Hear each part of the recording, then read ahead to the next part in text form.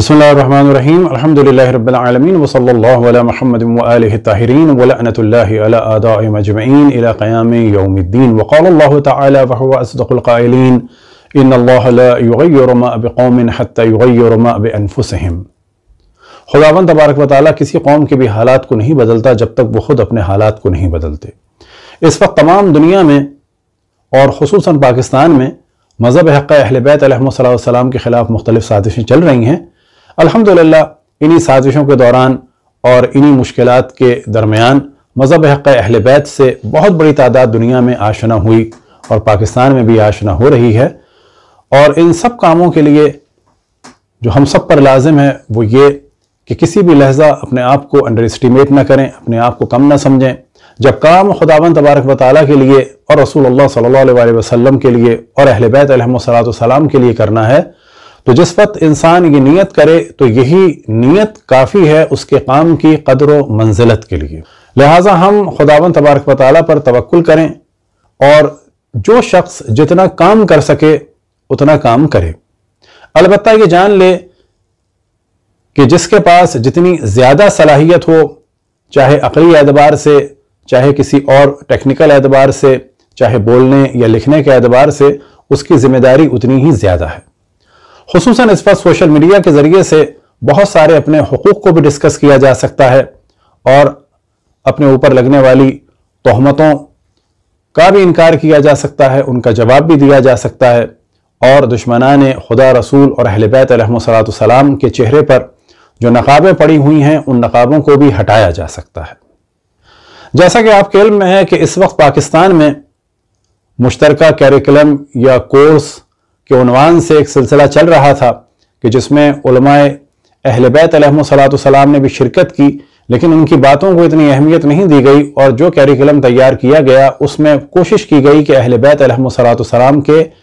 जिक्र को कम से कम किया जाए। और दुनिया ये जानती है कि बाद रसूल अल्लाह सल्लल्लाहु अलैहि वसल्लम जिस तरह से ज़ात मुक़द्दस रसूल अल्लाह सल्लल्लाहु अलैहि वसल्लम पर हमले हुए, उनके वालिदैन की ज़ात पर हमले हुए, उनके कफ़ील हज़रत अबू तालिब अलैहिस्सलाम की ज़ात पर हमले हुए और बाद में हर एतबार से हमले हुए आले रसूल पर, कि जिसमें सबसे पहला हमला खुद हज़रत फ़ातिमा सलामुल्लाह अलैहा पर हुआ, उनकी जायदाद पर हुआ, उनकी मिल्कियत पर हुआ और फिर बाकी आले रसूल को हमेशा जुल्म का निशाना बनाया गया, कि जिसका एक बहुत बड़ा जलवा नज़र आता है 61 हिजरी में वाक़े करबला की सूरत में। हम अहले बैत अलैहिस्सलाम के चाहने वाले बनु उमैया का दौर हो या बनु अब्बास का दौर हो या उनके अलावा बाज़ दीगर बादशाहों के दौर हों, उन तमाम अदवार में अल्हम्दुलिल्लाह मुकावमत करते रहे और हक़ को बयान करते रहे और यही वजह है कि आज बहुत बड़ी तादाद मज़हब हक़ अहले बैत से आशना हो रही है। हमारी कौम के तमाम अफराद की जिम्मेदारी है, चाहे वो कम उम्र हों, चाहे वो बड़ी उम्र के हों, चाहे वो ख़वातीन हों और चाहे वो हजरात हों, कि अपने उमूर से हमेशा आगाह रहें, अपने इर्द गिर्द के लोगों को भी आगाह करें इल्मी तरीके से, दोस्तों को भी आगाह करें और दुश्मनों को भी आगाह करें। इस वक्त जो साजिश चल रही है कैरिकुलम्स के जरिए से वो आइंदा की नस्लों के लिए चल रही है और हम ये देख रहे हैं कि बाज़ अफराद को हमारे दरमियान दाखिल किया गया है अकायद को ख़राब करने के लिए और दुश्मनान अहले बैत के फ़ज़ाइल बयान करने के लिए, मज़लूमियत अहले बैत को छुपाने के लिए। अब उसी की एक कड़ी है कि जो अब नज़र आ रही है कि आइंदा नस्लों को गुमराह करने के लिए, फ़ज़ाइल अहले बैत छुपाने के लिए एक कोर्स तश्कील दिया जा रहा है और यहां हमारी जिम्मेदारी है कि इन चीज़ों को हम जानें और दूसरों तक पहुंचाएं। उलमाए कराम ने प्रेस कॉन्फ्रेंस भी की और उसके बाद आइम्माए जुमा ने भी इस मौजू को डिस्कस किया, लेकिन उलमा का सिर्फ डिस्कस करना काफ़ी नहीं है। कौम के हर फर्द की जिम्मेदारी है कि इन मौजूआत में इंटरेस्ट लें और जितनी अल्लाह ने उनको ताकत दी है जिस एतबार से भी उस ताकत को बरूए कार लाएं और हर फर्द ये जान ले कि अपने आप को कम ना समझें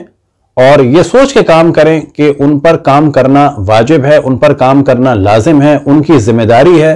कि वो काम करें, नतीजा खुदावंद तबारक व तआला के हाथ में है। आप जानते हैं कि पहले भी ये बहसें उठाई गई थी कि अहले बैत को रज़ी अल्लाह कहा जाए और हमने इसका शिद्दत से जवाब दिया था और अब कोशिश की जा रही है कि सबके साथ ही रज़ी अल्लाह लगाया जाए और साथ में अजमईन भी लगाया जाए। اور جیسا کہ ہم نے پہلے توجہ دلائی کہ اس میں باہر سے بھی کام ہو رہا ہے، اندر سے بھی کام ہو رہا ہے، کوشش کی جا رہی ہے قاتل، مقتول، ظالم، مظلوم، فاضل اور مفضول ان سب کو ایک درجے پہ لایا جائے، اور اصل کوشش اسی وجہ سے ہے کہ بعد میں اہل بیت کے فضائل کو بھی چھپایا جائے اور مجرموں کے متائن کو اور ان کی خباثتوں کو چھپایا جائے اور سب کو برابر کر دیا جائے۔ آئندہ کا لاہے عمل علماء کرام، بزرگان پبلک کے سامنے پیش کریں گے، لیکن جو ہم موضوع ڈسکس کرنا چاہتے ہیں وہ یہ کہ ہر میدان میں علمی اعتبار سے اور عملی اعتبار سے، ٹیکنیکلی اعتبار سے، مالی اعتبار سے جس میں جتنی طاقت ہے اس کو بروکار لائے، خصوصاً وہ لوگ جو پاکستان سے باہر ہیں۔ یہ ان کی ذمہ داری ہے کہ انٹرنیشنل لیول پہ اس موضوع کو اٹھائیں۔ جو لوگ UN میں یہ موضوع پہنچا سکتے ہیں وہ وہاں پر پہنچائیں، کیوں کہ قوموں کا استحصال اسی طریقے سے ہوتا ہے، اور جب یک طرفہ اور ایک نظریاتی کیریکلم بنے گا اس کا نقصان تمام مذاہب اسلامی کو ہوگا۔ اور اس بات کو ہم بار بار کہتے ہیں علی الاعلان کہ جتنی شدت پسندی بڑھے گی اتنا ہی لوگ دین سے دور ہوں گے، اور پاکستان میں جس طرح سے شدت پسندی بڑھ رہی ہے اس کا اگلا جو مرحلہ ہوگا وہ بے دینی ہوگا، الہاد ہوگا۔ کیوں کہ لوگ یہ دیکھیں گے کہ دین کے نام پر خون خرابہ ہو رہا ہے،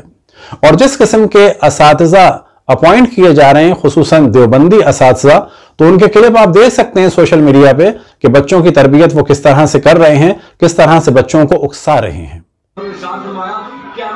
جو بندہ بھی نبی کے بارے میں بات کرے، کسی بھی نبی کے بارے میں بات کرے، اس کو کاٹ کے رکھے۔ سرکار نے فرمایا، نعرہ سنا ہوگا گستاخ نبی کی ایک صدا، سر تن سجدہ، سر تن سجدہ۔ اب ظاہر ہے کہ بیکار قسم کے مولوی ملا تھے، کبھی انہیں عربی پڑھانے کے نام پر تو کبھی دینیات پڑھانے کے نام پر، اور اب قرآن پڑھانے کے نام پر اپوائنٹ کیا جا رہا ہے، قرآن کے ٹیچر کے عنوان سے تو کبھی دینیات کے ٹیچر کے عنوان سے، اور اب عربی زبان کے ٹیچر کے عنوان سے ان کو اپوائنٹ کیا جا رہا ہے۔